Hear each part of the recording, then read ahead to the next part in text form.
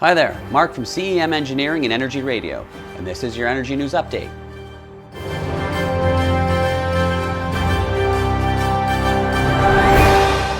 In this week's headlines, which country is the world leader in renewable energy in 2021? Why the software engineering company is making a big bet on space? How one Egyptian woman is working towards making computer engineering more diverse? Why renewable energy grids in remote communities fail and how to avoid it. We're going to head over to my colleague Lisa Katz for this week's top stories. Thank you, Mark, and welcome to this week's edition of Energy News. Canadian pipeline operator TC Energy Corp could spend billions of dollars on its plan to lower emissions by switching to renewable energy to run its huge network of US and Canadian oil and gas pipelines.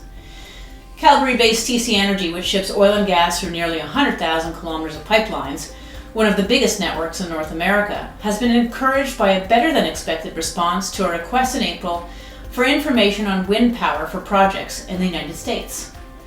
TC's decision to power pipelines with wind and solar instead of natural gas is similar to smaller-scale plans by rival Enbridge INC and would go some way toward meeting investor demands to improve its environmental performance. Although TC Energy is committing to renewable energy to power its pipelines, it is still in the process of quantifying how many tons of carbon emissions would be saved by the switch. In other news, according to a new report by the International Renewable Energy Agency, 62% of renewable energy capacity that came online last year cost less to install than the cheapest fossil fuel option. In real terms, that's a total of 162 gigawatts that was cheaper to install than coal, around double what it was in 2019.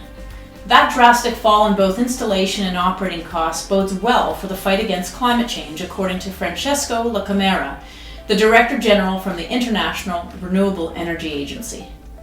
Those advantages relative to fossil fuels have prompted provincial governments to take renewables seriously. So far, Saskatchewan, Quebec, and Nova Scotia have signed agreements for new wind and solar or plan on releasing tenders in the near future. Brought to you by Energy News, my name is Lisa Katz.